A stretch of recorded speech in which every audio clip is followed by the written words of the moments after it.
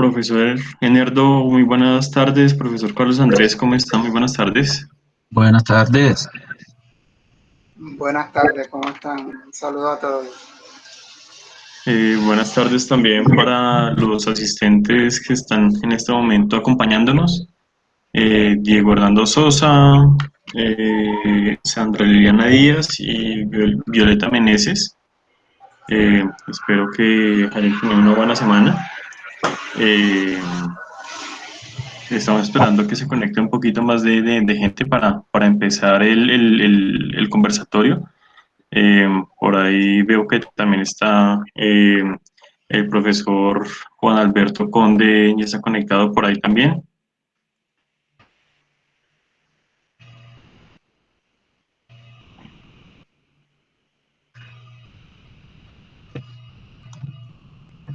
Está ahorita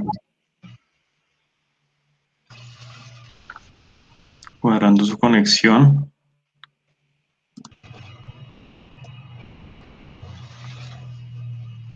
Ay, ¿no?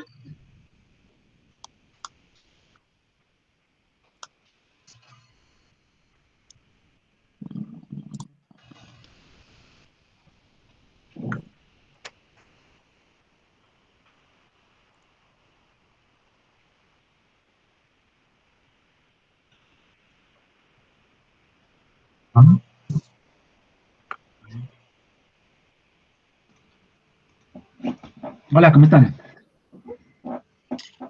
Profesor Juan Alberto, ¿cómo está? Muy buenas tardes. ¿Qué tal, Sergio? ¿Cómo están? Hola, Carlos. Hola, Muy, Neldo. muy bien, ¿Cómo están? señor. Hola. Hola Juan, ¿cómo vas? Pero en retraso un poquito, pero es que estaba ahí embolatado con una clase. Entonces apenas hasta ahora pude conectarme. No se preocupe que está muy bien, estamos a tiempo. Perfecto. Yo creo que hemos un par de minuticos más para revisar quién más se conecta a la sesión y empezamos. Listo.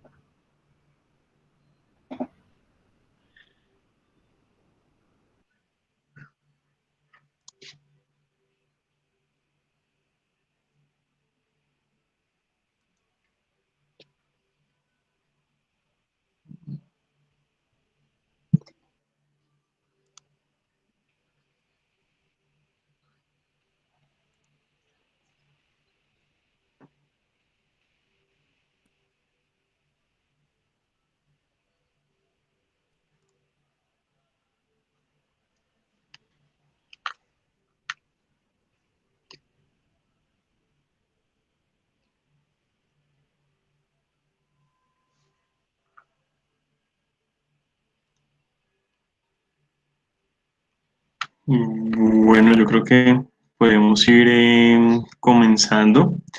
Eh, Muy buenas tardes para todos nuevamente. Eh, Estamos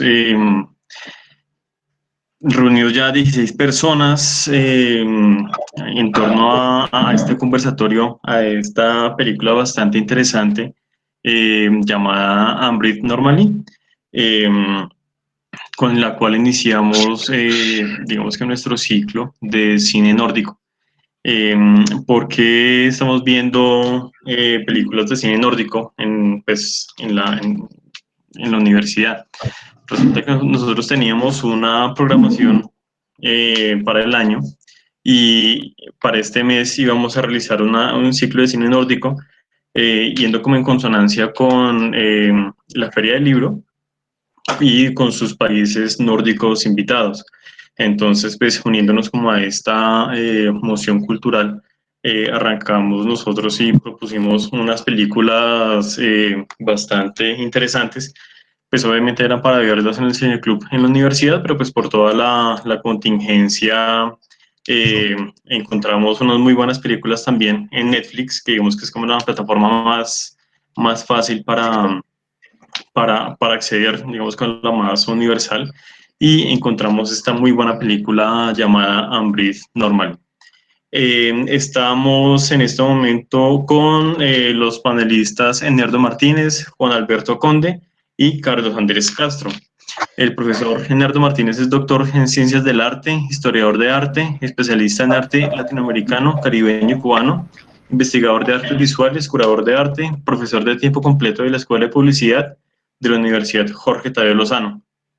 Lo tenemos también al profesor Juan Alberto Conde, que es magíster en filosofía y doctor en semiótica y ciencias del lenguaje, profesor de tiempo completo del Departamento de Humanidades de la Universidad Jorge Tadeo Lozano, en las áreas de semiótica en las artes y el diseño, seminarios de humanidades, semiología y narratología y otras asignaturas de pregrado en estudios literarios y edición.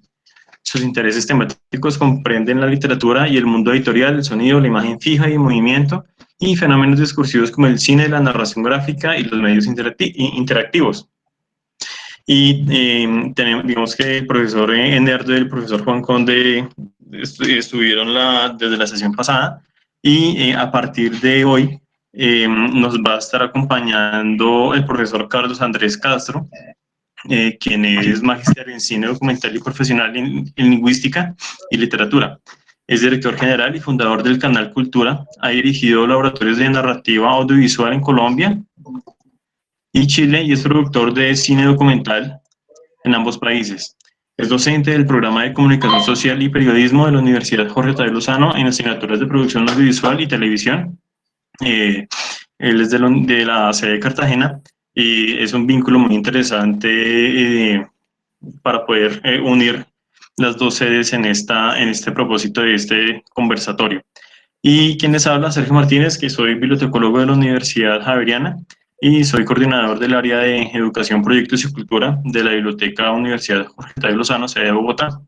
Entonces, con esa introducción, damos la bienvenida a todos, al profesor Enerdo, al profesor Juan Conde y al profesor Carlos Andrés.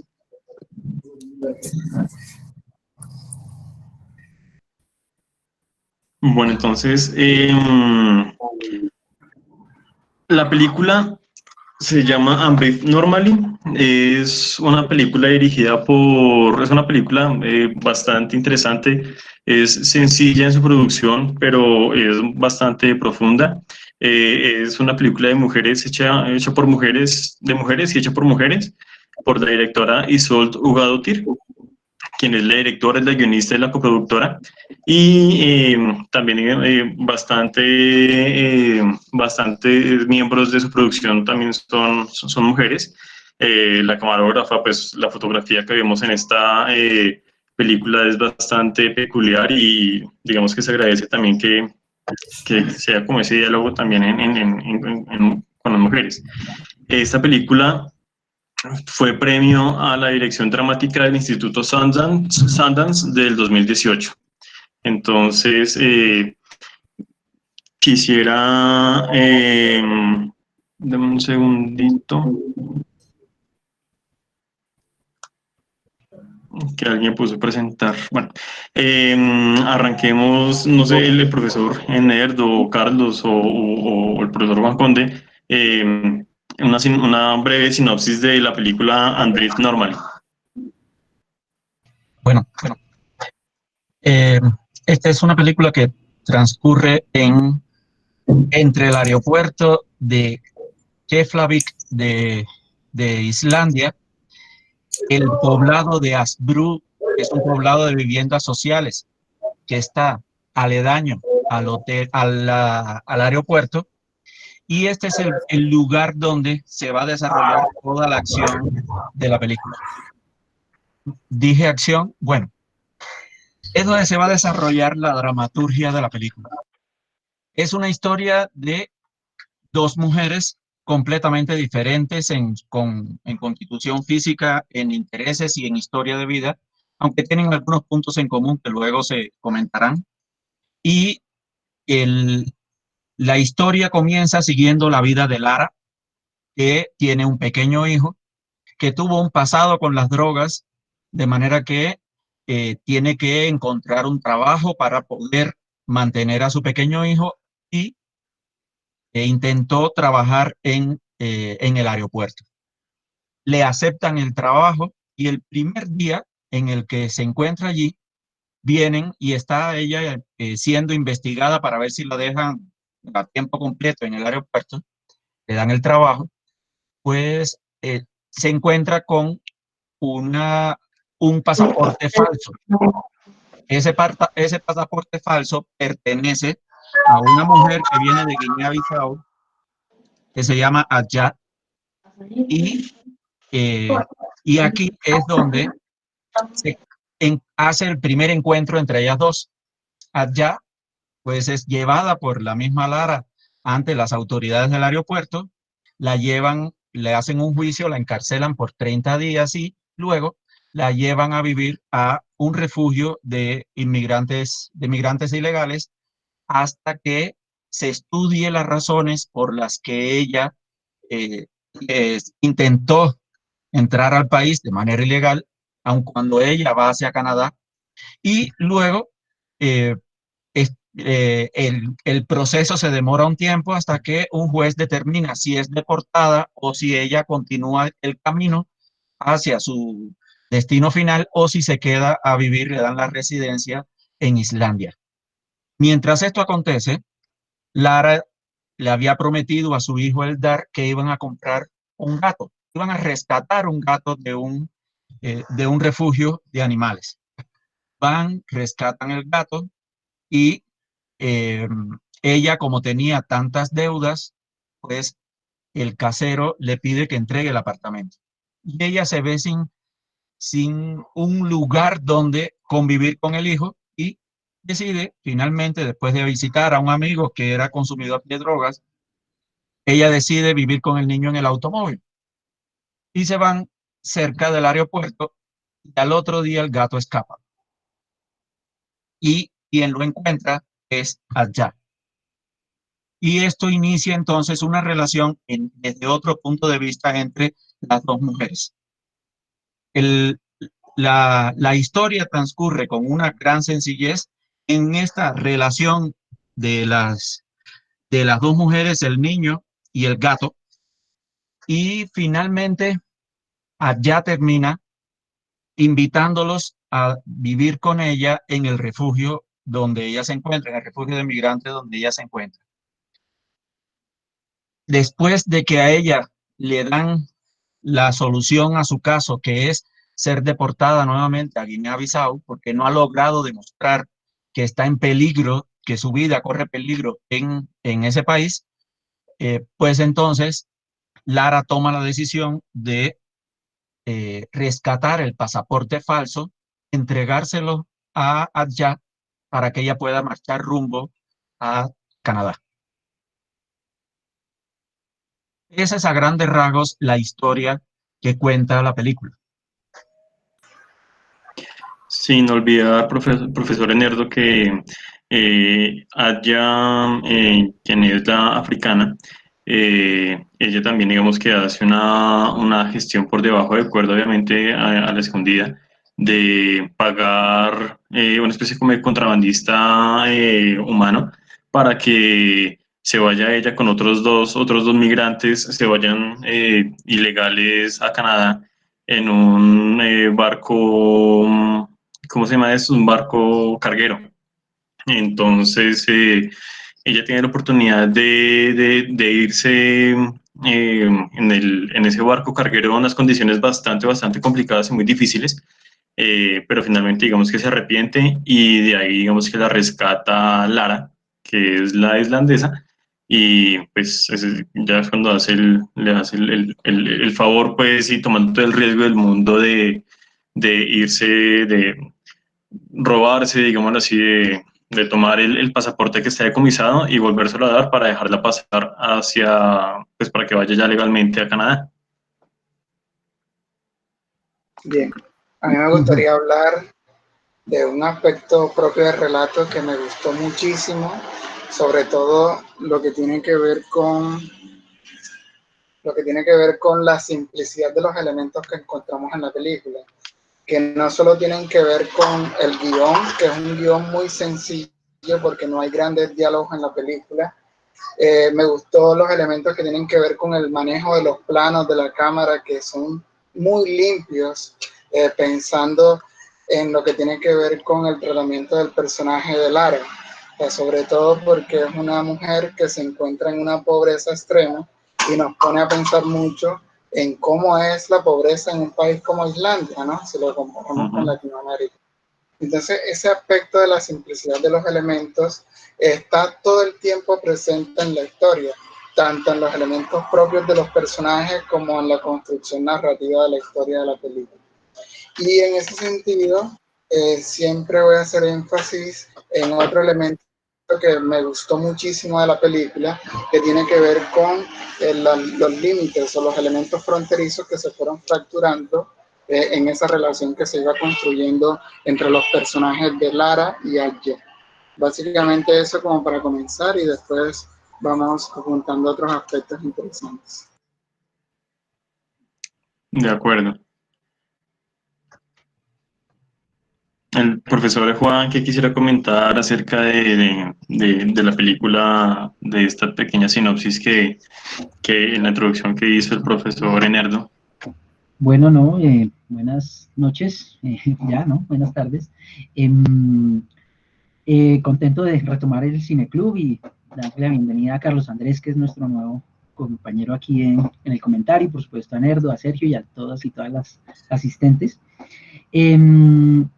Quería de pronto, pues ahorita más adelante podemos profundizar en estos temas que plantean Nerdo y Carlos, que creo que son muy importantes, pero antes como de pronto, además del contexto que nos daba Sergio sobre la película, un poco tratar de enmarcarla por, digamos, el tipo de cine al que estamos viendo aquí con esta película, ¿no? Por ejemplo, contrastándola con la película que comentábamos hace 15 días ya, ¿no? Que es la película del Hoyo. Sí. Esta es una película de esas que está en Netflix y que es una fortuna que esté en Netflix, pero que seguramente no está en los primeros lugares de audiencia de Netflix, ¿cierto? No es tendencia. Es una tendencia. Que pasa desapercibida, está como ahí escondidita entre toda esa parrilla de programación que tiene Netflix tan grande, pero que es más diversa de lo que uno espera y encuentra uno cosas como esta, ¿no?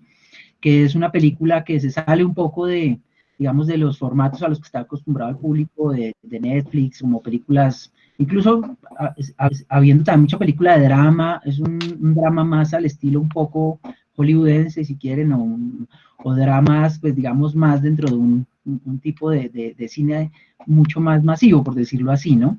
Esta es una película que es de las que más se encuentra uno más fácilmente de pronto en los festivales de cine, en los circuitos de cine independiente, en Sundance, que es el festival donde se ganó el premio, ¿verdad? A mejor directora, premio, y digamos es una de esas películas que podemos también introducir un poco esa discusión, más no directamente sobre la película, sino como el tipo de película que es películas que gustan mucho en los festivales y que pueden ganar premios incluso, pero que que el gran público no la premia necesariamente con su taquilla o con en las plataformas como Netflix. Entonces es interesante que podamos darle espacio también a esas películas y por eso también creo que esa idea del cine nórdico nos ayuda también para dirigirnos a ese otro cine, ¿no? Yo creo que hay que ver todo tipo de cine, pero es interesante que podamos hablar de una película de estas, ¿no? Y bueno, ya pues más como en términos, digamos, de formas narrativas, de formas audiovisuales, como decía el profe Carlos, es una película que si uno utiliza esas categorías que se inventan a veces los teóricos, por ejemplo está David Bordwell, que es un crítico muy famoso, un teórico muy famoso del cine, él oponía a formas narrativas como la del cine clásico de Hollywood, otras formas, y hay una que él llama el cine de arte y ensayo, ¿no?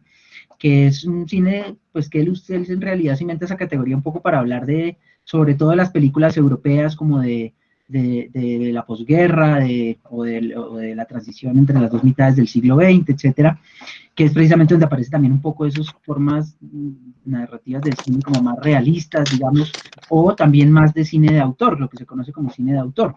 Y vamos a ver aquí, ayer que comentábamos la película con todos los panelistas, una de las cosas que veíamos es que esta se puede considerar una película de autor en la medida en que es dirigida y escrita por la misma persona, Además, la directora también es coproductora, es decir, tiene esa marca de autoría un poco que le da el tener cierto, pues, un control muy fuerte sobre su producción, pero también pues como que tiene, se nota la voz de alguien, ¿cierto? Que quiere contar una historia de una manera determinada, ¿sí?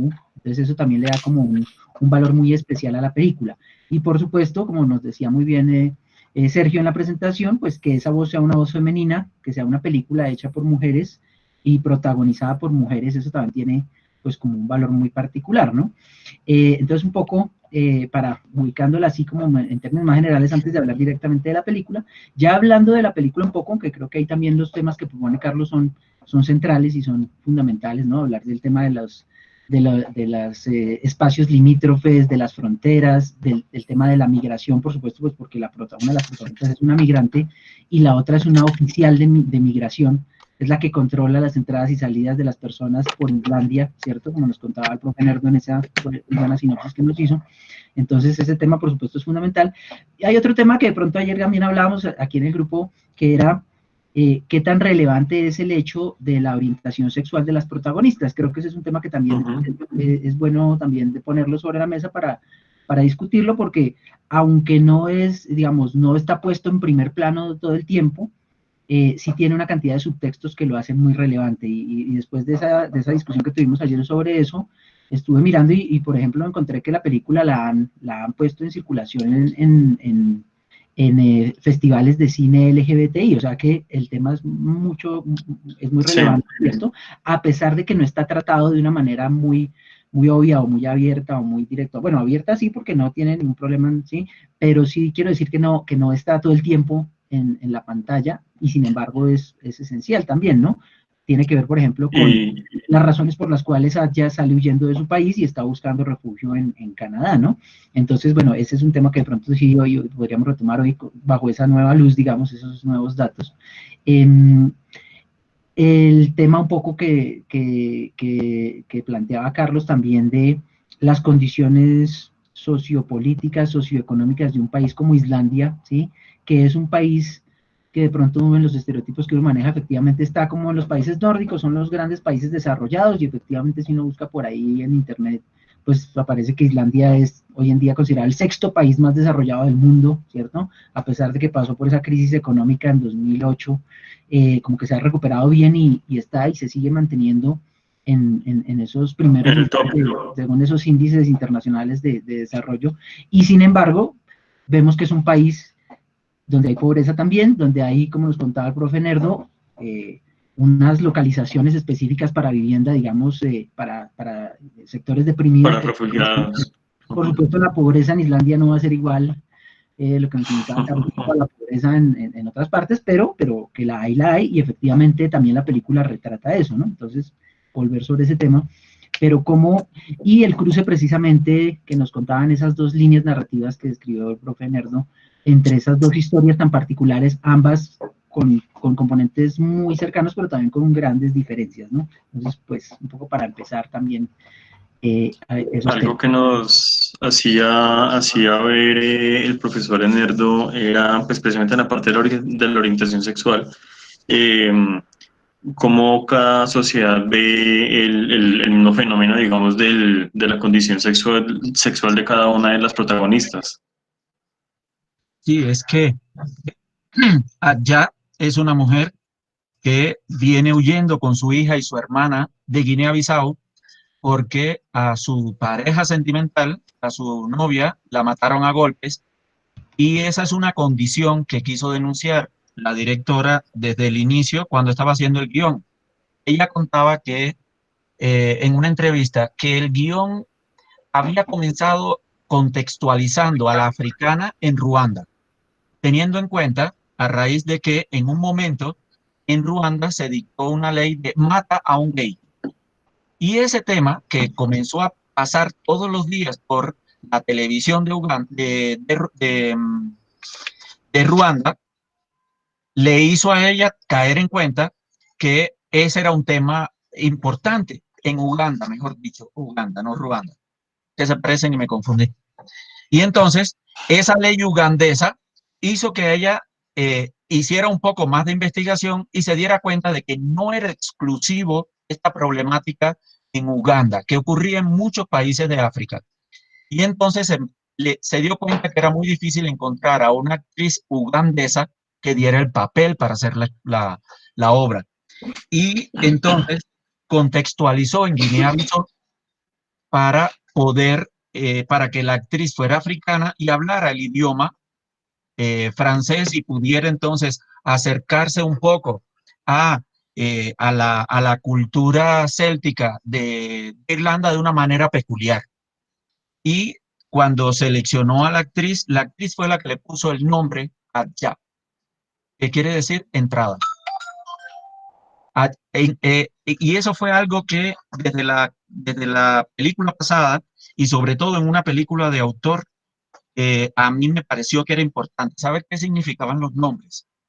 Y ese personaje de Adja, que quiere decir entrada, tiene un significado particular cuando uno sabe qué cosa quiere decir el nombre y qué cosa quiere decir el apellido, que fue seleccionado ex profeso para la obra. Y el tema allí de la homosexualidad que te lleva hasta la muerte implica una violencia social muy fuerte, que luego se va a ver reflejada en una violencia silenciosa en Islandia, porque Lara, cuyo nombre quiere decir la protectora de la casa, del hogar, la protectora del hogar, Lara, que es islandesa, sufre la misma violencia, pero de manera silenciosa, de manera callada, y eso se nota cuando ella tiene los acercamientos con la madre del compañerito de su hijo en la escuela, que se miran pero no se acercan, se miran pero no se hablan. El pretexto para estar juntas es que los niños van a jugar a la casa de ella. Son amiguitos. Sí, son amiguitos y ellas se encuentran en ese momento para tener su relación sexual. Pero en la calle es totalmente distante, totalmente frío, totalmente inadvertido, porque también necesita pasar inadvertida en esta sociedad que finalmente le va a decir a Adja que no le puede dar la residencia por su propia condición sexual. Entonces, están en un grado similar de violencia, lo único que una es mucho más psicológica y la otra es mucho más física. De acuerdo, muy buenos apuntes, profesor Leonardo. No conocíamos los significados como tal de los nombres de las protagonistas. Y muy, muy interesante esa lección de los nombres, ese dato que nos da Leonardo es muy, muy particular por aquello que también decía Carlos Andrés, de que es una película que tiene que ver con entradas y salidas, con atravesar fronteras, con umbrales, con una zona limítrofe, y que los nombres mismos de las mujeres marquen esa idea de espacios cerrados o abiertos, espacios de protección o espacios de confinamiento, ¿cierto? A propósito de eso, también hay una escena muy interesante que mencionaba en el resumen en Erdo, cuando van a adoptar al gato, ¿no? Y es un diálogo, porque la película está construida así, o sea, no es explícita, sino que con una frase nos hace imaginarnos un trasfondo que está apenas insinuado, pero que es muy rico, que por ejemplo en el caso del gato es simplemente el niño cuando ve a los animales encerrados en jaulas, le pregunta a la mamá, pero ¿por qué tienen que estar encerrados? Y ella no sabe darle una explicación. No, porque así son las cosas, en los refugios pues a los animales los encierran, pero ese encierro del gato como que anticipa el encierro de Adja, también un poco el encierro inverso, que es el no tener un lugar donde refugiarse, que es el que le pasa el del auto. A su hijo, ¿cierto? Que ellos en el auto están encerrados en su carro, pues porque no tienen dónde más refugiarse. Y esa película tan fría, esa atmósfera tan helada que nos retrata, que seguramente ni siquiera está en invierno, pero que uno siente el frío, ¿verdad? A través del color, a través de las atmósferas. Y ellos están ahí también confinados, ¿no? Entonces una película que está moviéndose todo el tiempo entre el deseo de salir de un encierro o de acceder a un refugio, ¿sí? Que son como las dos contrapartes de los espacios, el refugio y el encierro. Y es muy curioso que precisamente donde está Adja se convierte en las dos cosas. Por un lado, al principio parecía que era otra forma de prisión, digamos, abierta, porque ella preguntaba, bueno, pero ¿puedo salir? Y dicen, sí, claro, usted puede ir a hacer mercado, hasta le damos una tarjeta con dinero, porque pues a dónde se va a ir, ¿no? Pero por otro lado también es como un confinamiento, ¿no? No es un refugio, pero es también como una especie de cárcel ahí tácita, pero por otro lado se vuelve refugio para Lara y su hijo cuando ella los invita a entrar, ¿no? Efectivamente, entonces se vuelve también un refugio. Entonces, así como con detalles tan pequeños, una sola frase es suficiente para armar esa metáfora de la jaula, ¿cierto? En la escena del gato. De acuerdo.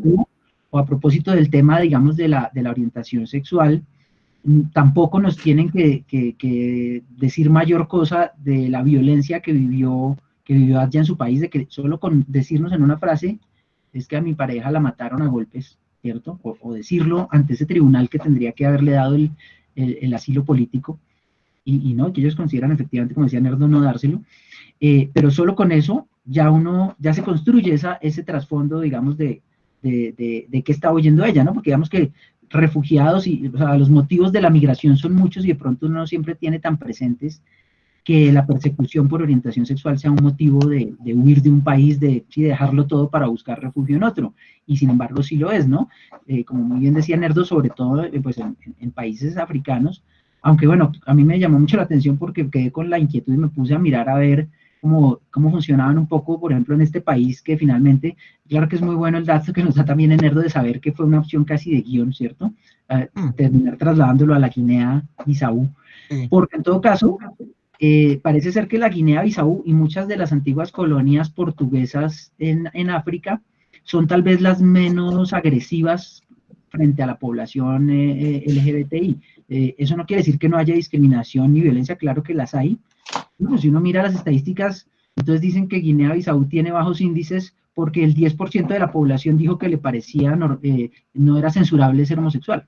Y eso pues obviamente en otro lado pues es muy problemático, pero allá en contraste con otros países donde la discriminación es mucho mayor, pues pasa como porque es de los que menos tienen discriminación, ¿sí? Pero sí es verdad que hay una discriminación y pensar un poco que ese sea el motivo para migrar, para dejar un país, pues creo que eso también lo hace pasar un poco más también a primer plano, ¿no? Pero digamos que si la película hubiera sido hecha en otro lado, probablemente nos hubieran hecho un flashback donde nos muestran cómo matan a golpes a la mujer. Y aquí no, De acuerdo, mucho más amarillista, que es lo que comentaba el profesor Carlos de la belleza en la simplicidad, es como que nos comentaba ayer. Sí, esa yo quisiera simplicidad de hablar guión. sí, claro, yo decía siempre como lo simple es bello. Entonces, en ese aspecto, como, fíjense, todo lo que uno se imagina de estas mujeres por las simples, digamos, circunstancias que son como medio marcadas dentro de la historia, son como insinuadas, más no desarrolladas como dentro de la muestra explícita de la producción cinematográfica. Yo quería apuntar un aspecto interesante de análisis que se hacía, que era apuntar que ambas mujeres estaban huyendo del pasado. Mientras Lara huye de lo que tiene que ver con la droga, con la pobreza, porque ese encuentro del trabajo en el aeropuerto es una forma de poder tener un futuro para su hijo, de encontrar un espacio diferente donde refugiarse. En cambio, allá está huyendo de esa violencia de la que estamos hablando. Y haciendo un paréntesis en ese marco de opinión, quería decir que el Festival de Sundance es un festival que tiene una característica particular, y es que es un festival con un énfasis importante en lo que son derechos humanos. O sea, el resto de festivales en el mundo tienen un trabajo artístico, de trabajo de networking o de espacios de encuentro de industria de las producciones cinematográficas, pero Sundance se caracteriza por trabajar el tema de derechos humanos. Entonces, esta directora trabaja desde la familia y desde esta violencia, que es una violencia casi que simbólica, que se va dando desde la sociedad hacia el rol de ellas en la sociedad. O sea, porque este rol de mujer que sigue siendo violentada simplemente por tener la libertad de amar a quien quiera. Y básicamente llega a un país donde también es discriminada racialmente, donde es encarcelada, ¿no? Pero en esta cárcel sin barrotes, pero en un país que es como si fuera una jaula con las puertas abiertas. Y allí verás cómo sobrevives en ese sentido. Que es lo Y que hay una comentábamos cosa ayer también en cuanto a la isla y de las fronteras, que, listo, en cuanto a la isla y de las fronteras, que listo, usted puede salir, pero igual esta es una isla y igual donde está cerquita la capital, pero pues de ahí para allá no es que haya mucho más que hacer, entonces claro, sigue siendo una mega cárcel, pero sin mucha opción de movilidad. hubo un detalle pequeño. Es que es una película que tiene un guión fantástico. Es un guión que tiene, eh, mm, que tiene un discurso sencillo, como decía Carlos, simple, como habíamos visto ayer, y silencios. Sí, Y luego del discurso, entonces viene el silencio, porque necesita de ese espectador que sea un espectador despierto, que no se entretenga viendo la película, sino que después de unas frases o unas acciones viene un silencio. La película casi no tiene música, utiliza la de música acuerdo. de la cotidianidad, el ruido, el sonido de la cotidianidad, más allá de ese acompañamiento sonoro de instrumentos musicales al que estamos acostumbrados. Entonces, esos silencios, esos cortes en negro largos entre una escena y otra en el montaje, pues da la posibilidad al espectador de ir pensando qué fue lo que acaba de ver, qué es lo que acaba de suceder para para poder un poco digerir y completar la historia que se nos está contando. Y en ese sentido descubrí una cosa que me aterró, y es que allá, cuando va a entrar a la cárcel y a ella le quitan todas las cosas, ella tiene un diente como un talismán. Y luego ese diente lo va a descubrir Lara en el cuarto de allá. Y me quedé pensando, ese será uno de será lo único que le queda a ella de su amante, nada a golpes en Guinea-Bissau. Y ese elemento que puede ser macabro, pues me dejó extremadamente conmovido porque ella, a pesar de que huye de su pasado, pues todavía tiene grandes heridas que la acompañan. Lo mismo le va a pasar a Lara, ¿no? Con el niño. Ella tiene el niño después de haber peleado la custodia, de manera que tiene la obligación de mantenerlo o lo vuelve a perder. Lo pierde si De no tiene acuerdo. trabajo, lo pierde si vuelve a la droga y eso la mantiene a ella también muy expectante en cuanto a qué le deparará el futuro. Alguien estaba pidiendo la palabra. Sí, Tari Garzón estaba pidiendo la palabra. Tari, cuéntanos.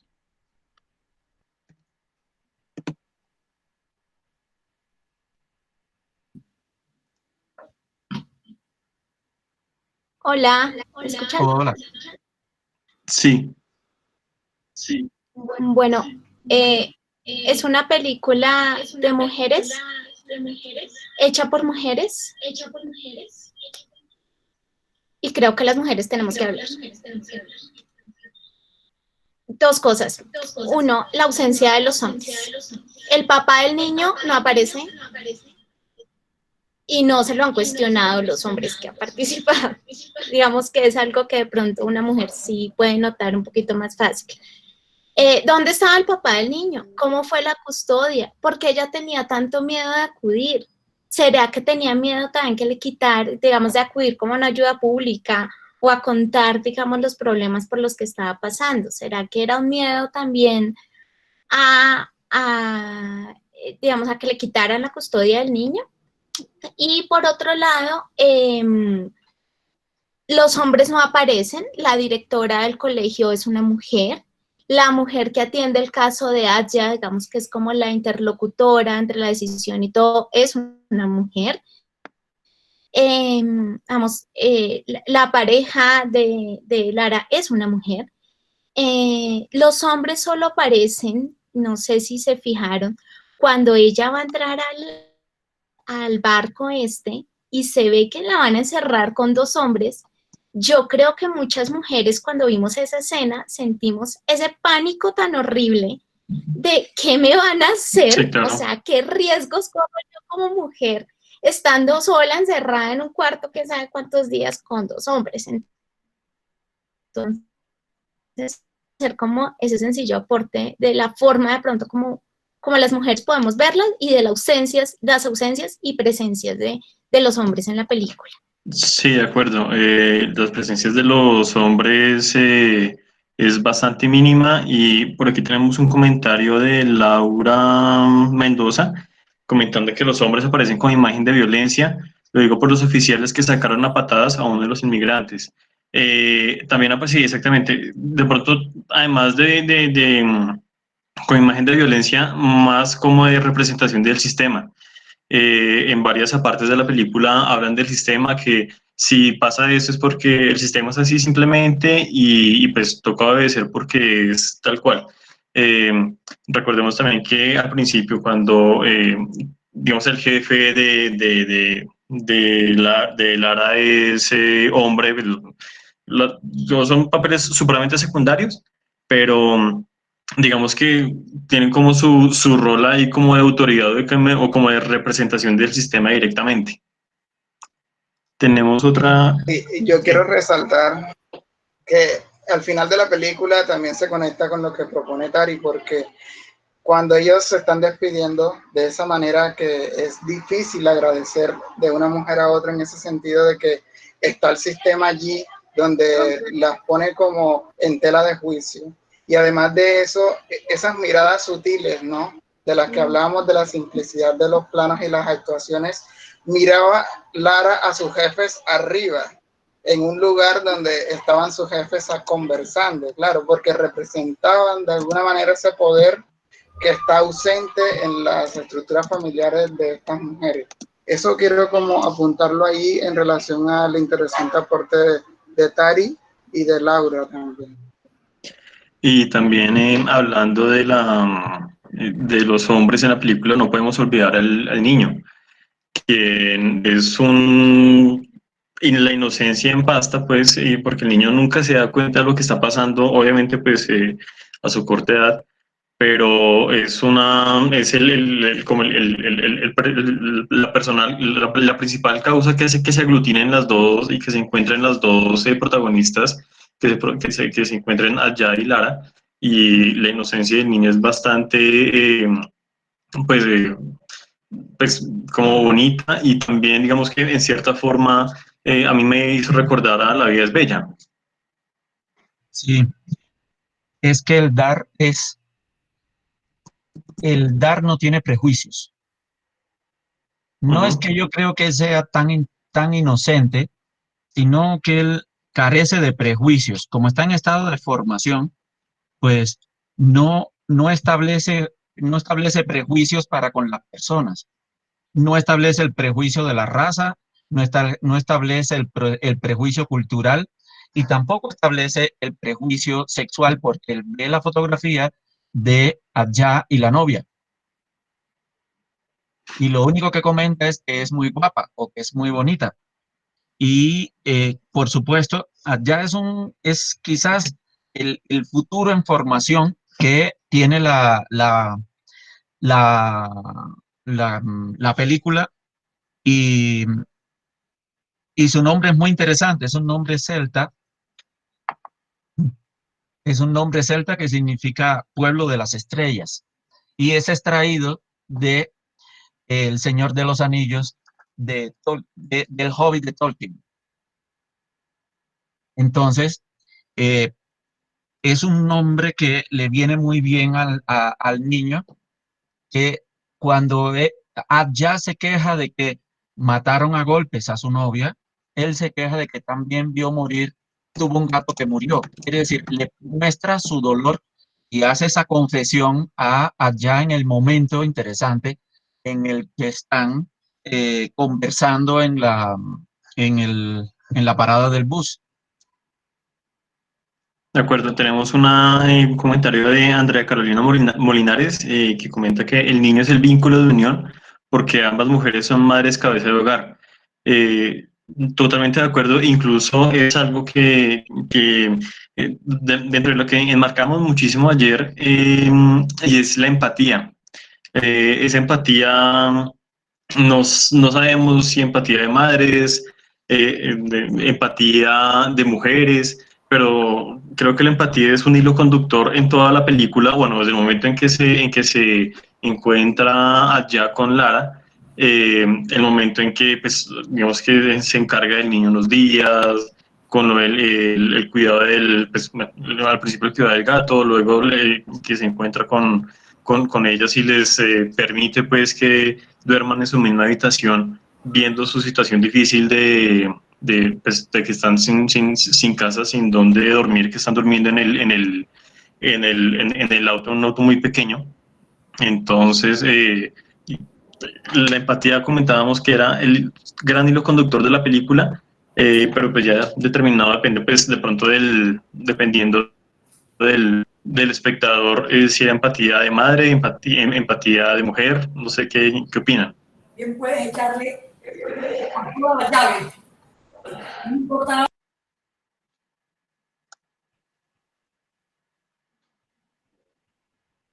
Sí, bueno, pues tenemos todos los tipos de empatía. A mí el personaje del Dart me gustó mucho. Ese es un niño que es el que es capaz de ponerse todo el tiempo en el lugar del otro. Hay dos escenas fantásticas.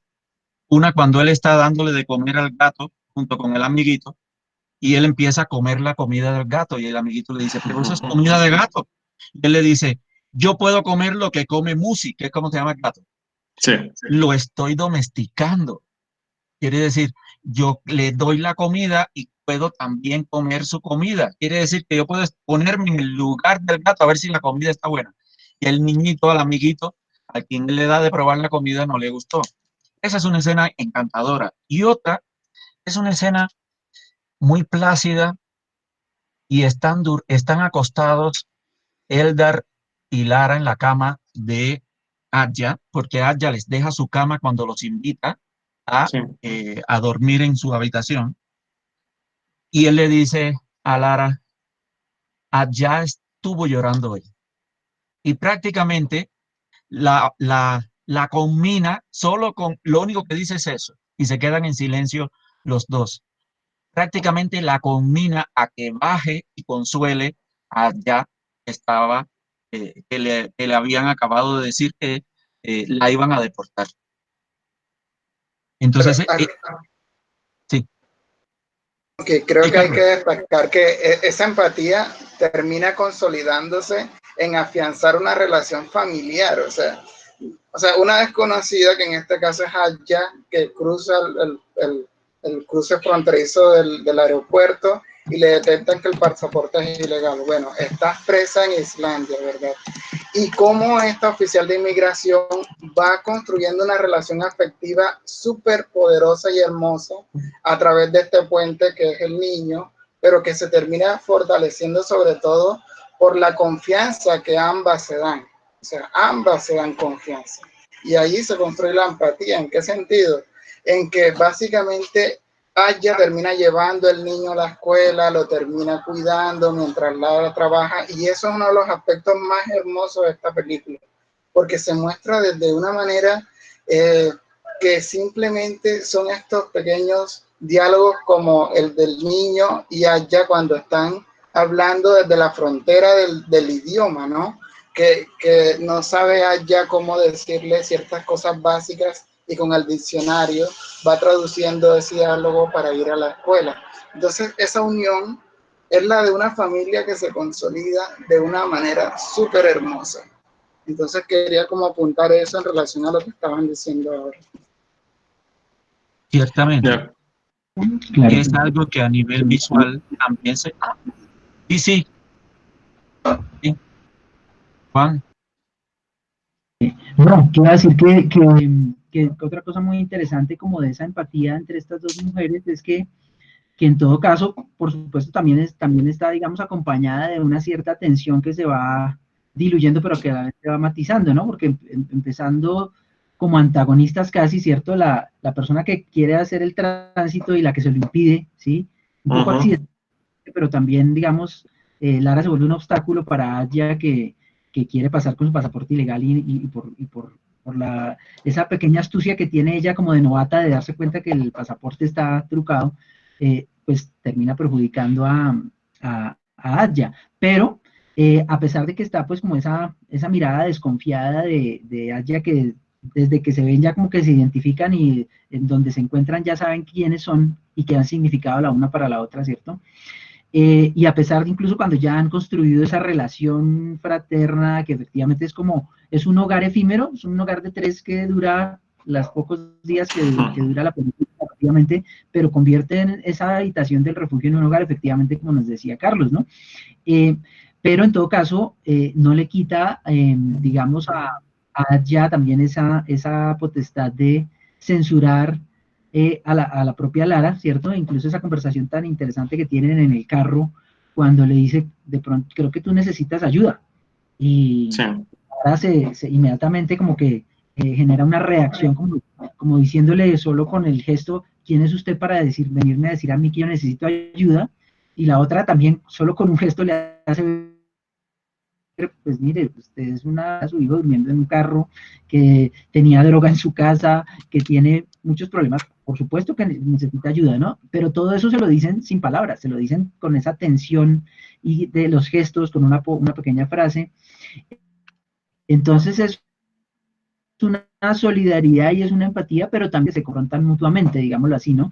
Y sobre todo, pues es muy interesante ver que Adja, que es un poco la que está fuera de su país, exiliada, autoexiliada y ahora más encima procesada por, ese, por esa falsificación del pasaporte, por encima de todo eso es capaz de tener gestos de bondad y de ayuda hacia Lara, ¿cierto? Entonces, y bueno, aparte, por supuesto, de todo ese tema que tiene que ver con la...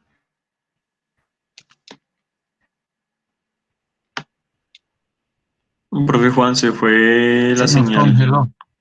Sí, bueno, adelanto un comentario de Diana Carolina que comenta que a mí me pareció muy interesante que aparte de usar colores fríos, cuando Lara hablaba la cámara no era estable, mostrando la de ansiedad y sus hijos, la inestabilidad del personaje. Pues es un juicio personal que hace Diana y es bastante válido, porque es una persona muy inestable, está en una situación muy crítica en su vida, necesita pues avanzar a pesar de todas las dificultades que va teniendo, pues de ese primer trabajo, bueno, de ese primer trabajo no, pero sí de ese trabajo tan anhelado, pues que incluso el niño le pregunta un momento que si fue que se ganó la lotería, y pues Lara le dice, sí, pues sí me la gané, pues porque tengo una oportunidad de poder ganarme ese trabajo y poder pues tener un medio sólido para subsistir pues con su pasado de drogadicción. Ahora sí, profe Juan, que vuelvo que está como estable otra vez la señal.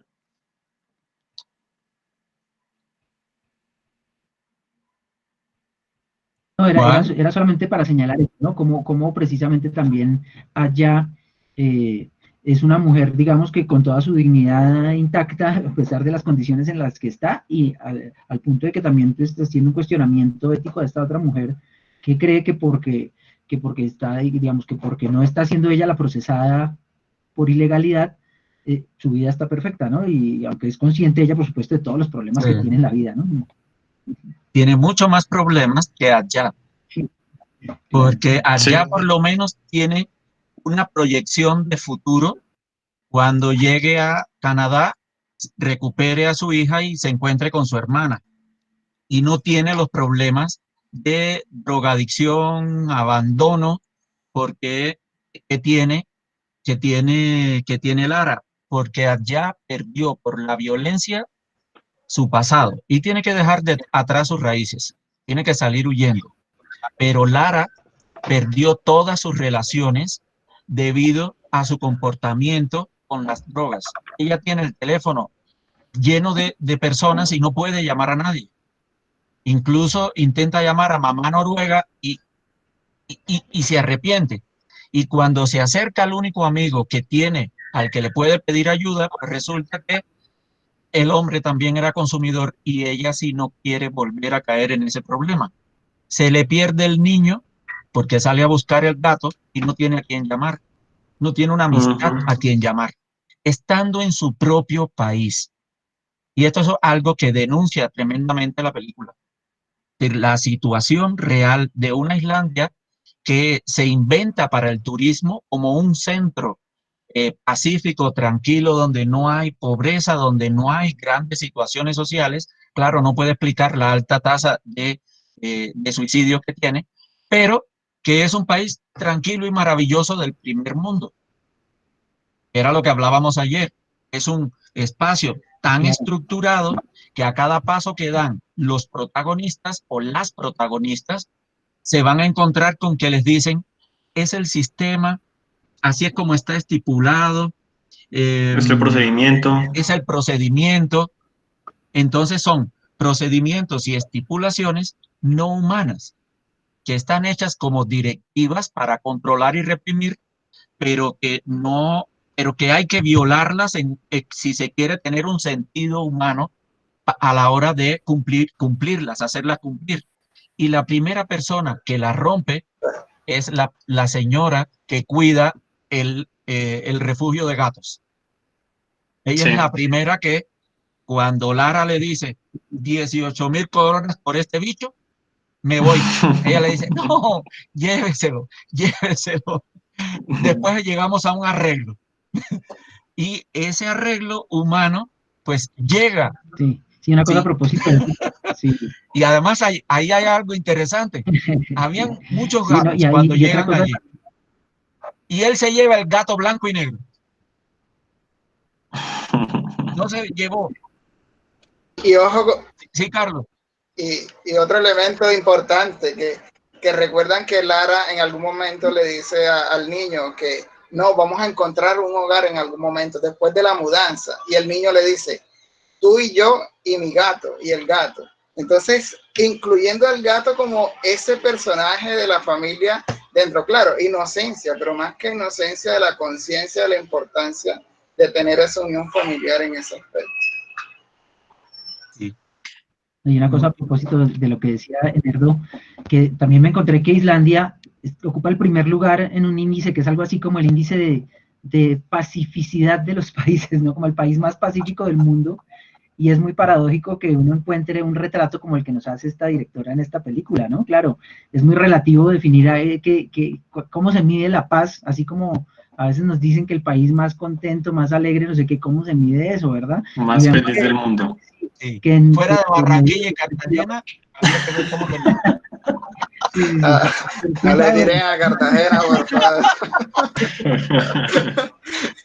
Sí, porque, claro, Cartagena también es una isla, ¿no? Que corralito de piedra y el resto, la violencia absurda, pero precisamente eso, cuando hablamos de que son lugares fronterizos y que esto es un choque de culturas, pero radical, entre lo que significa el europeo con recursos, con esa frialdad de la forma de ser en la cultura, y esta africana que de alguna manera está construyendo como esas relaciones de afecto, sobre todo de calor, que se construyen principalmente con el hijo de Lara. Sí. Y es la que finalmente rompe los esquemas. Ahí hay algo que decían ahorita de la cámara. Y a mí me gustó mucho el hecho de que el discurso los diálogos son cortos, son muy profundos, y generalmente la cámara recoge no el rostro de la persona que está hablando, sino la persona que recepciona lo que están diciendo. Y eso implica un ejercicio de actoral muy fuerte, que es una de las cosas que son destacables dentro de la película. Todos los actores están maravillosamente bien. Y claro, la cámara denuncia todo el tiempo la imagen de la persona que reacciona ante lo que le están diciendo. Y casi nunca, es decir, puede que el discurso comience y la cámara esté tomando a la persona que lo está diciendo. Pero generalmente termina en el rostro de la persona para ver la reacción ante lo que se está diciendo. Y eso es muy interesante. También tiene esa peculiaridad de que hablábamos ayer, que Carlos lo decía y Juan también, el hecho de esa Islandia de fronteras. Es una Islandia de fronteras que la cámara las marca también a partir del color. Y tenemos ahí un espacio que siempre es nuboso, siempre está lloviendo, que está entre lo grisáceo y lo azulado, y las edificaciones son de color hueso, de color madera, y los rojos son color ladrillo, excepto el carro, que parece un corazón en el medio de ese espacio donde habita un grupo de personas y donde se va a ir armando una familia. Es como el centro familiar, y el carro en ese paisaje. No encontré un carro rojo. Los otros dos carros rojos que aparecen en la película son de color ladrillo. Los demás son blancos, negros o azules. El color azul es muy fuerte. La hierba está seca todo el tiempo. Y eso es algo que, a pesar de que llueva, no se forma una hierba verde, sino que se mantiene un poco qué sé yo, como hierba quemada, como hierba seca, excepto en algún momento, en el instante en el que ella regresa con su compañero y él le pregunta por el fútbol. Se vio el partido la noche anterior y se ve que cuando ellos regresan al aeropuerto, la hierba está verde. Pero cuando iban con Adja para llevarla hasta la cárcel, toda la hierba estaba seca.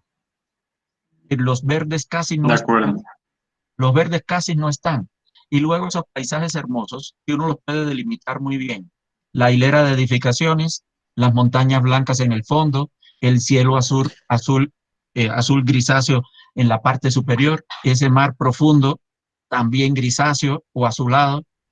No hay escapatoria en el lugar, no hay En cuanto a esa parte, un comentario de Camacho Yanes dice: el tanque de agua que hace parte del paisaje de la ciudad, como testigo de todo, como el que todo lo ve.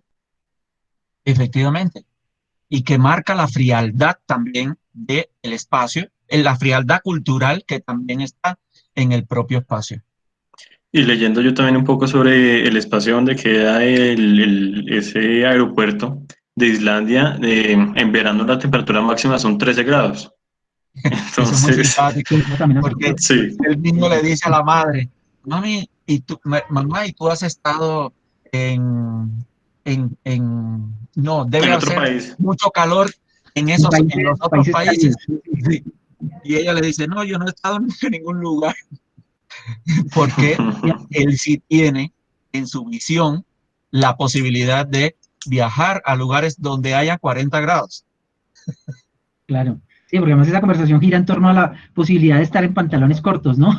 ¿Será que vamos a conocer un sitio donde yo pueda estar en pantalones cortos? Pero a propósito de esa atmósfera y un poco también del comentario sobre el tanque de agua, que todo lo observa, es muy interesante lo que nos decía, contrastando con lo que nos contaba Nerdo, precisamente de que Islandia hoy en día se ha recuperado económicamente promocionándose turísticamente, ¿verdad? Y el atractivo turístico de Islandia son como sus paisajes volcánicos, sus desiertos, toda esa atmósfera que ha servido incluso como escenario para muchas películas de ciencia ficción, ¿cierto? Y en la película no hacen un énfasis, digamos, no tiene un componente paisajístico para nada, digamos, agradable, de que el paisaje sea agradable, sino todo lo contrario, le genera a uno es frío, le genera a uno como esa asepsia, pero también como esa distancia, ¿cierto? Estando, por supuesto, como ese núcleo que mencionaba Nerdo del carro rojo, pero sí, en cambio, nos muestra cosas de paisaje urbano, como detalles urbanos, como ese tanque de agua, efectivamente. Es otro tipo de paisaje el que nos muestra, no el paisaje idealizado de la naturaleza turística de Islandia, sino es esa ciudad fría, poco poblada, muy un poco incluso anodina, a pesar de que por supuesto también tiene sus detalles como el mar, las montañas, pero es muy interesante que la directora haya elegido además esa población, que es una población también de personas como marginadas socialmente, que tienen dificultades económicas. Entonces eso también es como le da una riqueza visual, pero también un matiz visual a lo que es mostrar un país como Islandia, ¿no? Claro.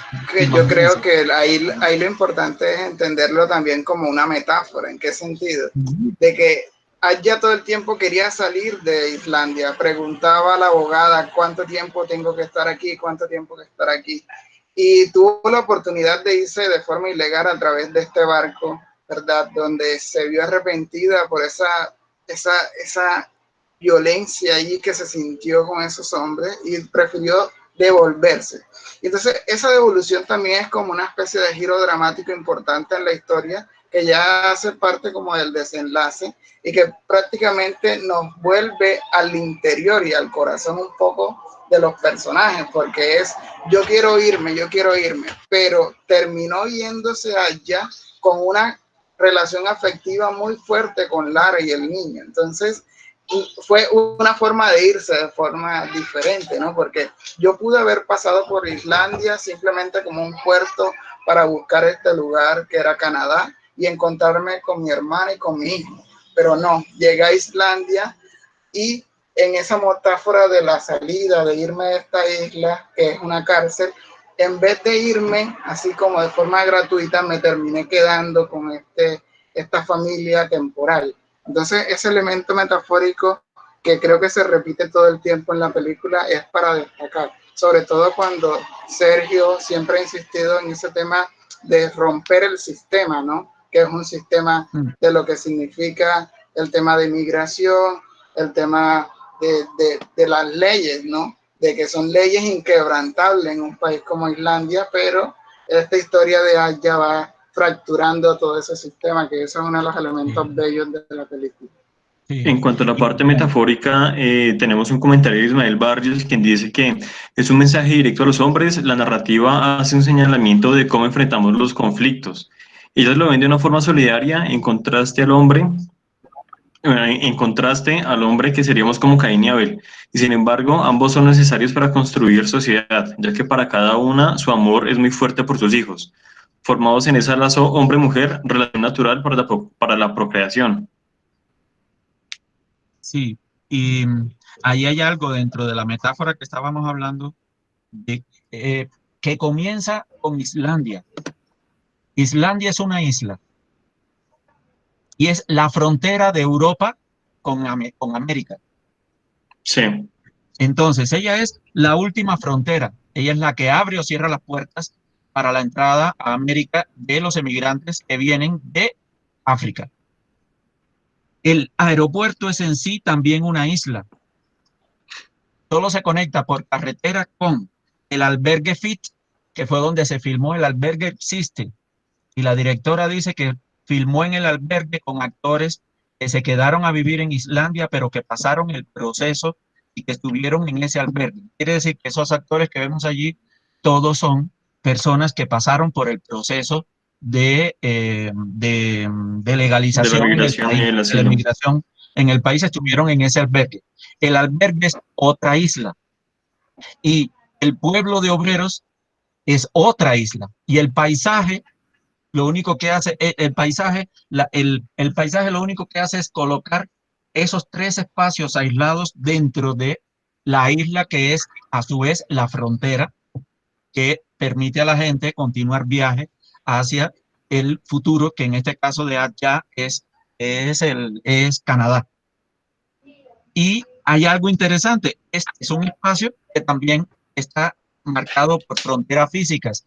Y ayer Carlos hablaba de en cómo se presentaban las escenas al lado de las cercas que dividen los espacios.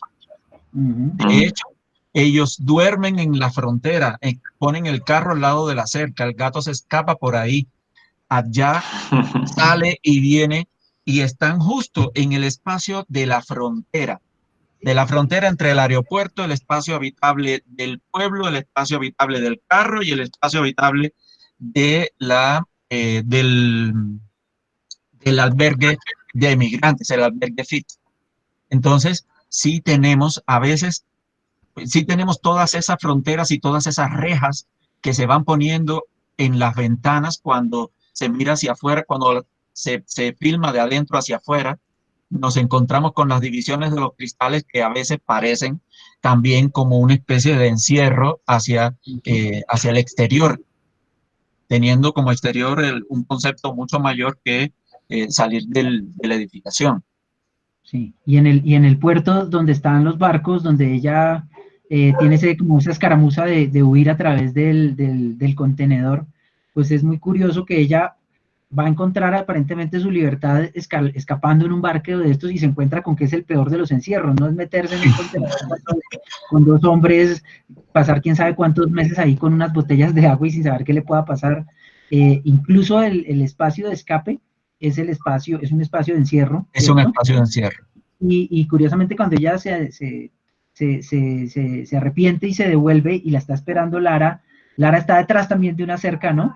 Pero gracias un poco a que Lara tomó esa decisión y está ahí, pues su salida finalmente resulta de regresar con Lara, ¿no? Es lo que le va a dar la opción finalmente de salir del país, pero es otra de esas rejas que mencionaba Carlos, Sí. ¿cierto?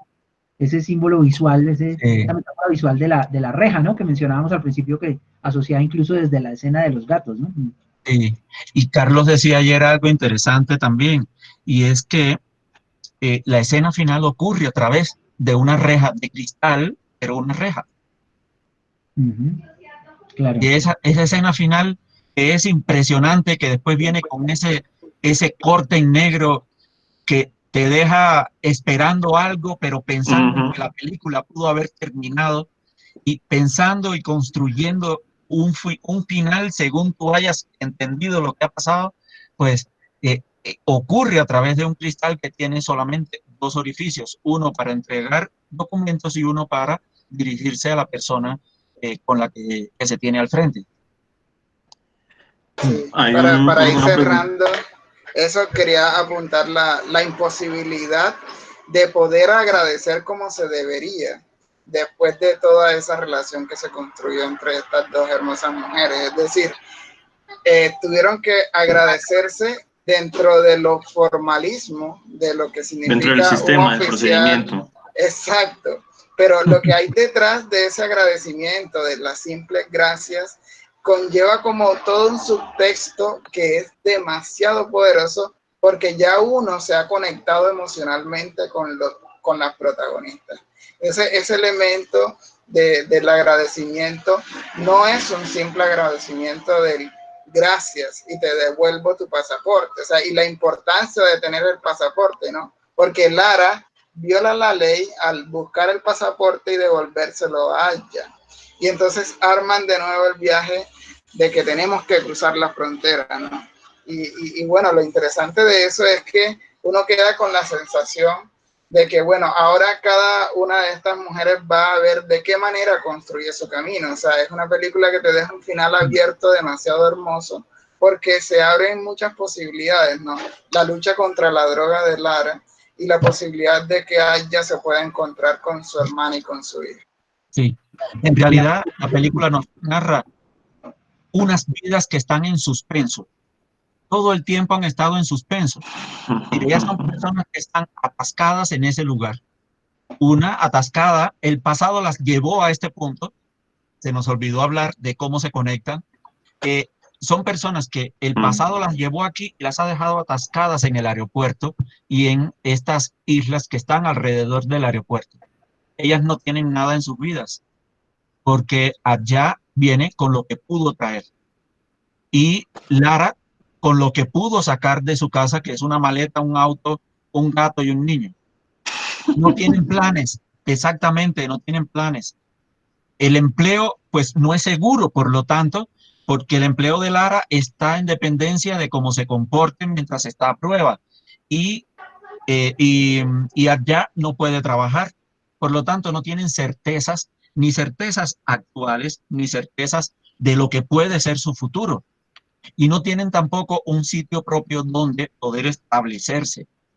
En realidad, al final, no tienen exactamente, están como en un momento ellas no saben cómo seguir adelante y saben que no pueden volver atrás y se quedan en suspenso. De hecho, el final también está en suspenso.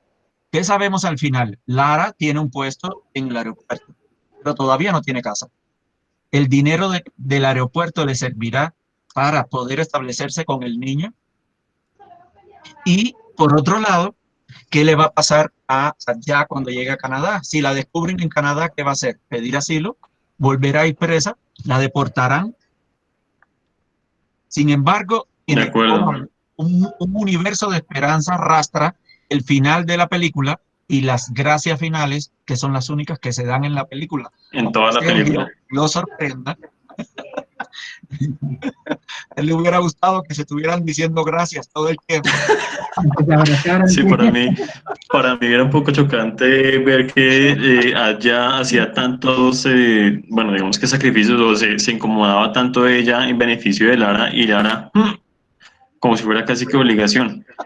Y al principio esas gracias son tan bonitas y se ven tan sinceras, y lo que hablábamos y lo que decía el profe Nerdo, de todo enmarcado en el mismo sistema de procedimiento, en una cuestión normal de un gracias que uno da en un punto de inmigración, como gracias porque me dejó pasar y ya, pero ese gracias tiene un trasfondo gigantesco.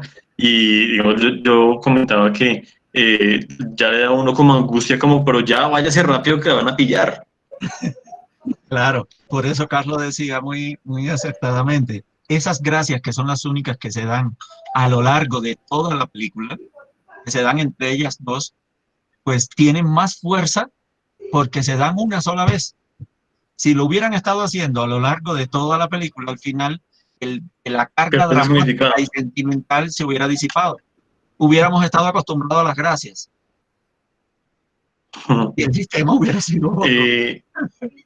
El otro temita que tenemos ahí para tocar, que es muy importante, el último tema es del mayor sentido humano de Aya por la situación humana de su país de origen, que eso lo comentaba el profe Juan. Digamos que en consonancia con la opinión de Camacho Llanes, que dice que también es una falsedad porque tenía condiciones más precarias la protagonista que la misma Aya, o sea que Lara estaba en más precariedad que la misma Aya, que es lo que comentábamos ayer, si nos extiende un poco más el tema el profe Juan. Claro, sí, y de pronto aprovechamos ahí como estábamos hablando del cierre de la película, de esa última escena en la ventana de migración, ¿cierto? Que es como volver, la película se cierra otra vez en ese punto de volver a encontrar a estas mujeres en el sitio donde se conocieron, ¿cierto? En unas condiciones ya completamente distintas, pero a propósito de esa frontera de cristal es muy curioso que la que está encerrada es Lara, ¿no? Lara está encerrada en su cabina, y los planos, cuando hacen un juego muy interesante de plano contra plano, ¿no? El plano desde dentro de la cabina, mostrando a ella recibiendo el pasaporte, y después un contraplano de ella desde fuera de la cabina. Claro, es verdad que ella todavía no tiene ninguna certeza de cómo le va a ir en Canadá, pero por lo menos ahí pareciera que en esa representación visual nos indican, bueno, pero Lara sigue confinada todavía en ese país, en esa pobreza, en saber si se sostiene en el puesto y si le da suficiente, y ella es la que queda encerrada. Bueno, esperamos que a ella le vaya muy bien efectivamente sí. en Canadá, pero digamos que por lo menos en ese tránsito ella ya logró pasar un umbral y acceder a otra realidad, mientras que Lara pues tiene que enfrentar, a pesar de que tiene ya un poco la tranquilidad de que consiguió el trabajo del aeropuerto, bueno, ¿qué va a hacer para sacar a su hijo adelante, que no le quiten la custodia, etcétera, etcétera, ¿sí? Pero eso nos devuelve un poco, sí, a esa idea que mencionaba Sergio, y es que realmente los grandes manifestaciones de solidaridad empiezan del lado de Aya, ¿sí? Que tendría que ser la que estuviera resentida porque por culpa de Lara no pudo pasar a la frontera, que es la que está encerrada en un país extranjero donde la tratan mal, a pesar de que hay un sistema que en teoría le está tratando de garantizar unos derechos, pero que no se los garantiza. Entonces, digamos que Aya tendría todo para estar molesta, resentida, indiferente en el mejor de los casos, y es todo lo contrario. Aya es la que da los primeros indicios de solidaridad, es la que ayuda. Todos, casi que todos. Y ya después como que cuando Lara le retribuye, en últimas lo que hace un poco también es subsanar ese error que cometió al principio de haberle señalado al otro guardia que el pasaporte era falso, ¿no? Bueno, aunque eso también tiene algo que ver un poco como con nuestros horizontes culturales, porque efectivamente uno ve como un acto malo que ella le hubiera señalado, cuando digamos desde dentro del sistema sería esa es su tarea, ¿no? Incluso el otro oficial le dice, oiga, pero usted, pero ¿usted por qué piensa en ella si ella está cometiendo un delito y tiene que ser procesada, ¿sí? Porque se da cuenta que como que Lara trata ahí como de, sí, que una cosa que comentamos ayer es uno de los momentos cómicos de los así pues como más abiertos, que es cuando después de que la están procesando y se la están llevando para la cárcel, le da a Lara por voltearse y preguntarle, bueno, y es la primera vez que nos visitas aquí. Una turista, ¿cierto? Pero claro, se entiende que es un intento torpe como de mostrar cierta empatía después de que por culpa de ella pues la están procesando, ¿no? Pero De finalmente acuerdo. Lara lo que hace es corregir, entre comillas, ese daño que le hizo al señalar el error del pasaporte, ¿sí? Pero por supuesto, pues tiene mucho que ver un poco con esa empatía de la que de pronto también nosotros como latinoamericanos podemos llegar a entender, ¿cierto? Déjela pasar, ¿sí? O sea, no, por una vez en su vida omita la regla y déjela pasar, ¿sí? Y no, ella pues, claro que ella no lo hace tampoco con ninguna, digamos, malicia, sino simplemente estaba siendo entrenada y dijo, oiga, no, este pasaporte no debería ser Y amarillo. eso sí, una pregunta abierta que tuvo una consecuencia. Sí, pero sí, efectivamente, siente uno la solidaridad como más espontánea, inmediata, del lado de Aya, y después se equilibra un poco también, por supuesto, por el lado de Lara, pero sobre todo también por el hijo, ¿no? Por el niño que es también es, como decía Nerdo, completamente inocente y abierto a esa libertad de prejuicios, a ser solidario también, ¿sí? Como cuando le dice a la mamá, oye, pero ella me ayudó con el gato, ¿por qué no la llevamos, no? Porque Lara quería era irse y dejarla ahí. Sí, y dejarla. Sí, sí, sí. Edgar es el que media entre esa relación. Todo el tiempo Sí. él es quien la acerca a Aya, porque él se da cuenta de que Aya tiene unas necesidades afectivas porque está sola. Por lo menos él tiene a la madre lo tiene a él tiene el gato, él tiene el gato y la madre lo tiene a él, pero Aya está sola. Y claro, ahí es pero él es siempre el mediador entre el inicio de la mediación entre ellos dos entre ellas dos, y es el que trata todo el tiempo de que estas dos madres logren acercarse de una manera distinta. Alguien preguntaba si Aya es lesbiana. Sí, las dos mujeres son lesbianas. A la Y novia de Aya precisamente, la mataron a golpes, ella se lo cuenta a la oficial de migración y luego le enseña la foto al niño y la respuesta de Edgar es fantástica, le dice, pues búscate una nueva. mujer. Mm, Entonces, que es esa chica que dice que es un ángel. Él dice que es muy linda y él le dice que es un ángel. Pues sí, las dos. Y lo interesante es que no se va a establecer que fue el miedo que yo fui teniendo a lo largo de la película, que eso fuera a terminar en una relación entre ellas dos. Pues no, es una relación afectiva de dos fraterna. personas que están en una situación similar, que se comprenden finalmente porque han estado en situaciones similares. Ya sabe, digo, Lara sabe lo que es no tener a su hijo con ella. Ella entiende al final la situación en la que está Aya. Su hija, por un lado, por lo menos con la hermana, pero sin ella saber exactamente cómo está, ya ella ella pasó por ese camino y es un poco también la ayuda a entender un poco la situación de Aya. Que ciertamente, como alguien decía, ella tiene menos problemas que la propia Lara, Claro. como decía Juan. Por lo menos sus problemas son otros. Estamos abiertos en este momento, ya que estamos cerrando el conversatorio, a si alguien tiene comentarios, opiniones o preguntas acerca de la película, de los temas que estamos tratando, puede pues, pedir la palabra y le abrimos el micrófono pues, para los comentarios o lo que desee comentar. Bueno, mientras les digo lo que dijo la autora acerca del título. ¿Cómo se llamaba la directora? La directora se llama Isolde Ugladóttir. Bueno, quedémonos con Isolde. Isolde le hicieron una entrevista y dijo, le preguntaron por el título de la película, por qué se llamaba Respira con normalidad. Y ella dice que tenía interés en trabajar con la palabra respirar. Y mientras pensaba cómo usamos esa palabra, me di cuenta que se utiliza constantemente en los aviones. Mi película transcurre en los alrededores del aeropuerto aparecen personajes afectados por los aeropuertos. Durante las instrucciones de seguridad en los aviones te dicen que primero te pongas tu mascarilla y luego la del niño, y que respires con normalidad. Es muy irónico pedirle eso a la gente cuando todo va mal, pero seguimos insistiendo en ello. Y la De película, acuerdo.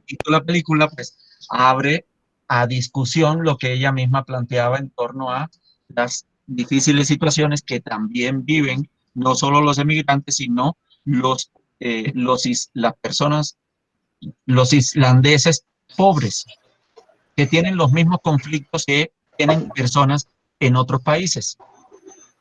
Yo quisiera añadir que además de eso que plantea la directora, que me parece genial, yo también lo relaciono con y respirar normalmente en la fila cuando vas a meter un pasaporte falso.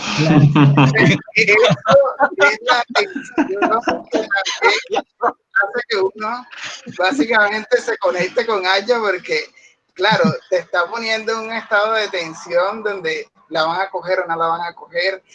Ambas miran a los oficiales que están arriba atentos, o sea, y claro, o sea, ese rol a veces de los oficiales de migración que casi que son como una barrera, ¿no? Una barrera proxémica y kinésica de las expresiones del rostro que uno dice, estas personas que son y tal.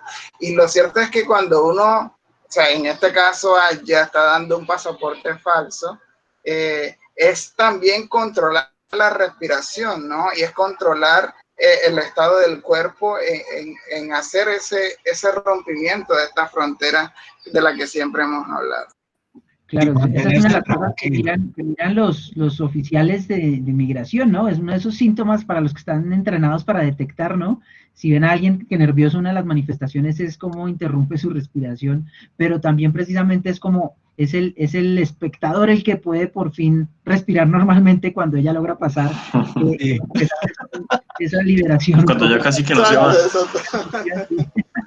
Que ayer hablábamos también un poco precisamente de eso que decía Carlos, que para uno también como latinoamericano pues es mucho más fácil identificarse con Aya en la circunstancia de estar en un aeropuerto, en un filtro de migración tratando de entrar a un país europeo. Incluso cuando uno va con un pasaporte legal, con visa, con lo que sea, hay una angustia grande de que pase algo raro, que lo saquen a uno de la fila, que no lo dejen entrar, que lo devuelvan, etcétera. Y uno entiende perfectamente esa angustia de Aya, aunque Aya se ve muy controlada en medio de todo, ¿no? Para estar en esa... Sí. Teniendo la respiración, y uno puede pensar que después de ese fundido a negro que nos mencionaba el Nerdo, ahí es cuando ella puede respirar normalmente. Sí. Cuando todos respiramos normalmente ya... Sí. Hay una pregunta de JMG Meneses que dice, hasta donde tengo entendido, Islandia es un país con 300.000 habitantes y una alta tasa de suicidios. Creo que esa es una característica común de todos esos países nórdicos. Son países con, pues, por sus propias características. ¿Qué hizo Sergio? Se fue. Sergio se apagó Se su cayó. micrófono, se salió, sí.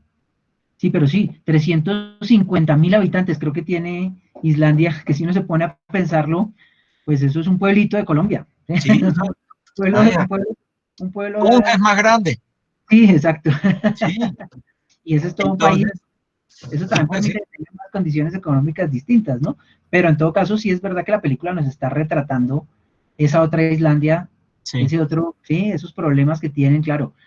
Uno podría pensar que el personaje de Lara, ahí como decía Jan Meneses, muy fácilmente podría estar aproximándose al suicidio si sus condiciones con su hijo siguen mal, si le quitan la custodia, ¿sí?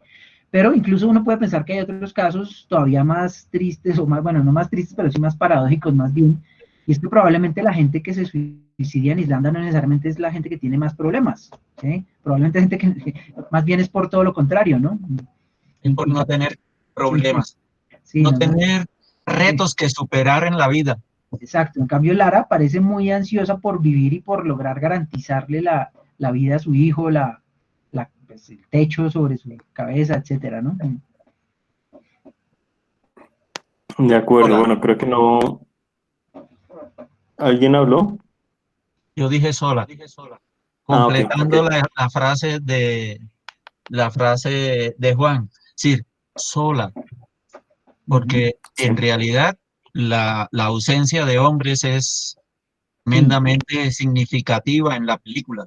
sí, sí, sí. Y Y añadir otro a esa cadena, digamos, de como de facetas oscuras de lo masculino en la película, mencionábamos también el abogado que le el toca, abogado, abogado terrible que está pendientes de qué vino van a comprar para la cena de la noche, y más encima además después nos dicen que a ella le toca pagarle el salario a ese sí, abogado que no hizo nada, no logró nada, y que es un completamente anempático, ¿no? Todo lo contrario, no es incapaz de ponerse en el lugar de la mujer a la que tiene pues, que en teoría debería velar por sus Si derechos. supiera que tiene todas las de perder su cliente, pero totalmente despreocupado, sin ninguna conciencia de hacer o de esforzarse pues por llevar un mejor caso o lo que fuera. no es que le van a pagar de todas formas. Sí, Y de Sí, todas formas, si ella se queda, ella debe pagar, no sabemos cómo, porque no va a tener trabajo si se queda, pero le tienen que pagar el dinero al abogado, el de oficio. Entonces no tiene preocupación. De hecho, está revisando el teléfono cuando la jueza está dando el el veredicto veredicto. sí. y no suelta el teléfono en ningún momento. Ni le preocupó que la hubieran condenado a 30 días de cárcel, porque ese es el procedimiento estándar que se utiliza en esos casos. Y volvemos otra vez al sistema. Ujú. Ok, entonces yo creo que ya podemos ir cerrando el conversatorio, pues ya que no hubo más comentarios, inquietudes de parte de los participantes, de los asistentes. Les agradecemos muchísimo la asistencia, el acompañamiento, el interés en ver ese tipo de películas que pueden ser un poco desconocidas o no son tan comerciales finalmente, pero mire todo lo que se puede sacar y todas las visiones que podemos encontrar con otro tipo de cine y otro tipo de miradas frente a las diferentes situaciones, pues como digamos en este caso de migrantes que ahorita pues en nuestro contexto también estamos bastante pues no quiero decir sufriendo, pues como con esa temática que también nos afecta como sociedad. Entonces son miradas de otras latitudes, pero también nos podemos ver totalmente identificados con estas situaciones. Entonces les agradecemos muchísimo eh, la participación de todos los asistentes. Los invitamos a la próxima reunión, al próximo conversatorio, pues, en la próxima sesión de Viernes Cultural, también a las 6 de la tarde.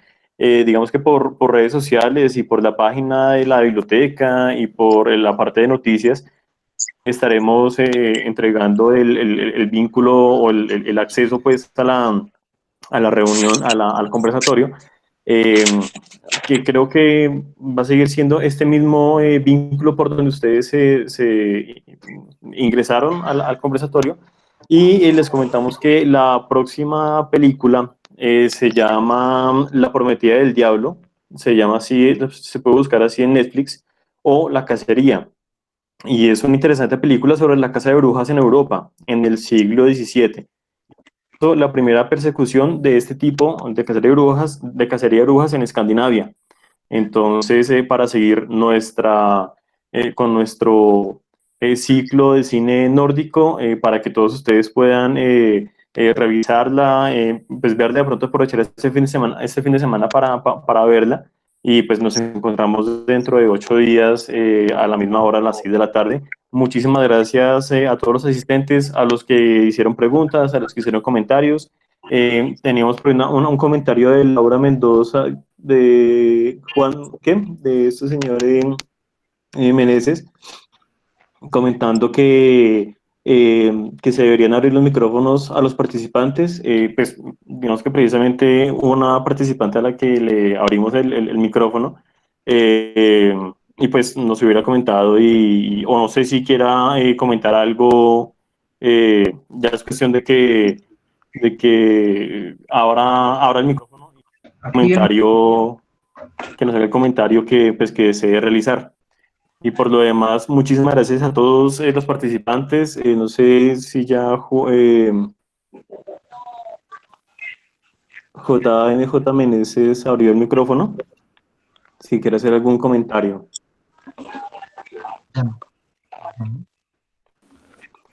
¿Aló? ¿Me escuchan? Sí, señor. No, muy interesante, la verdad. Muchas gracias por la invitación. Siempre estoy muy atento a escucharlos. Y no, de verdad que la participación de otras personas puede también enriquecerles sus puntos de vista. Claro que sí, claro que sí. Muchas gracias, muy interesante.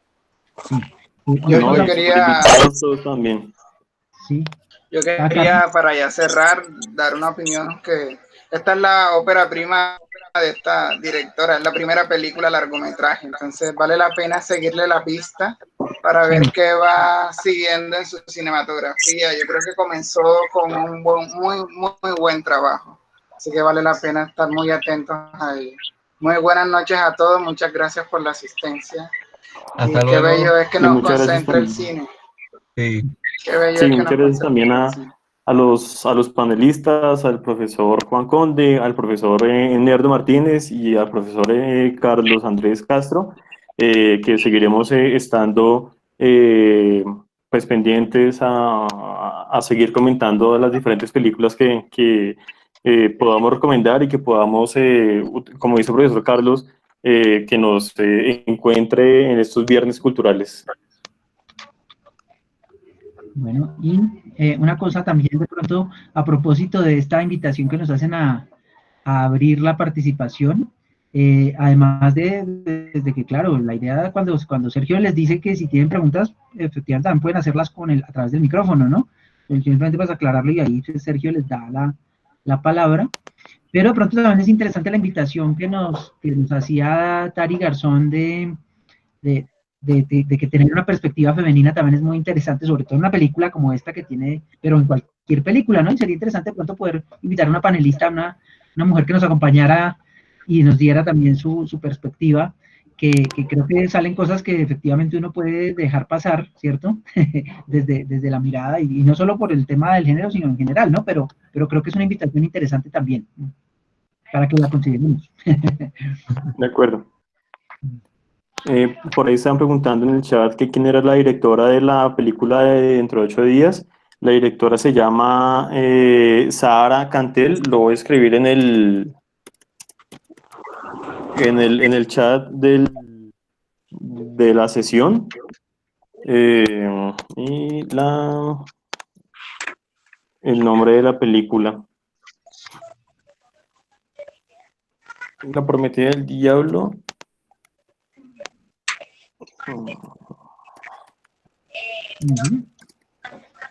O también lo llaman La Cacería, pero digamos revisamos en Netflix y digamos aquí en Colombia, de pronto la versión de Netflix que tenemos aquí en Colombia se consigue como La Prometida del Diablo. La Prometida del Diablo, sí. Sí. Entonces, listo, pues muchísimas gracias a todos los asistentes, a los panelistas y a todos los que preguntaron y a los que estuvieron escuchando atentamente todo ese tiempo. Les deseamos un muy buen fin de semana y que nos sigan en nuestras redes sociales de la biblioteca, en Facebook, en Instagram como @biblioteca Utadeo, Utadeo en el caso de Instagram. Muchas gracias nuevamente y nos vemos dentro de 8 días. Que estén muy bien. Chao. Hasta luego, saludos Carlos, Nerdo y todos los participantes. Mucha suerte, muchas gracias. Esperamos la semana que viene. Claro que sí, hasta luego. Chao.